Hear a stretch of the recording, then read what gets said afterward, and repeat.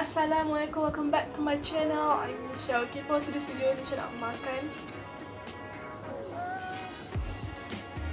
popcorn chicken. KFC popcorn chicken. Actually, KFC popcorn chicken ni dah lama tau. Michelle ingat lagi Michelle pernah makan dulu, tapi tak ingat bila. Dalam sekolah rendah kot, tak apa, sekolah menengah. Waktu tingkatan 1, tingkatan 2 pun tak ingat lah. Tapi Michelle pernah makan popcorn chicken ni. So okay, dia besar macam ni je hampa. Kecil je, besar dapat tangan tu. Dengan harga RM8.9. Hampa rasa balik ke tak?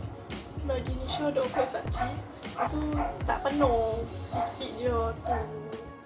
Okay, bau dia wangi sedap. KFC lain. So kita akan tuang, nak tengok ada berapa ketui je. 3, 4, turun 5, 6, 7, 8, 9, 10, 11 ketui dalam ni. Okay, actually tadi Nisha pergi KFC. Nisha nak guna voucher ni. Nisha dapat voucher daripada KFC. Masa tu sebab Nisha jawab survey ghost paper. And dia pun bagi ni. Nanti boleh pergi tutup kat KFC. Free snack break. So hari ni Nisha dah kenyang. Nisha decide nak makan Nisha decide nak makan ni lah, chicken popcorn. Untuk apa yang nak beli, boleh pergi dapatkan KFC. Tapi Nisha akan beli ni sekali je, tak akan beli dah sebab sikit. And dia ada 3 set, satu ala carte RM8.9, RM12.9, tak tahu apa dia. Tapi rasa macam fries and chicken popcorn serta ayam. And yang hard RM16.9 tu ada chicken popcorn, fries dengan seketul ayam serta ayam. Okay, Nisha nak start makan. So jemput makan apa?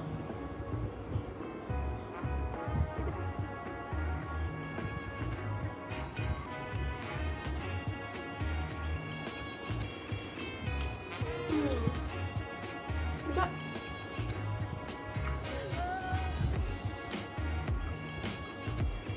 Dan untuk pengaduan apa, popcorn chicken daripada KFC ni rasanya sebiji sama dengan ayam goreng spicy. And cuma dia tak ada tulang and lebih juicy.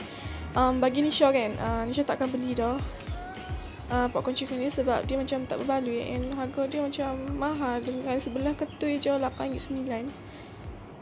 And kecil-kecil je. So kalau apa nak try bolehlah makan. Macam Nisha nak try je sedap ke tak. Walaupun KFC harga Yahudi, kita still makan. Faham tak?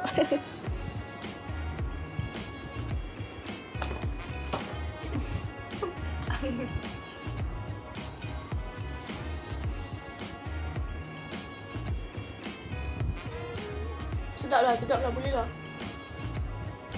Isi ayam kan dia buat popcorn. Tapi dia tak rangup. Kalau KFC buat, dia lebih rangup, sedap. So video ni sampai kat sini je sebab Aisyah nak akhiri video ni. Aisyah tak mampu tengok Aisyah makan lama-lama. Aisyah tak mampu pun lapar. And okay. So don't forget to like the video, comment di bawah serta subscribe Nisha punya channel. Bye, see you in my next video.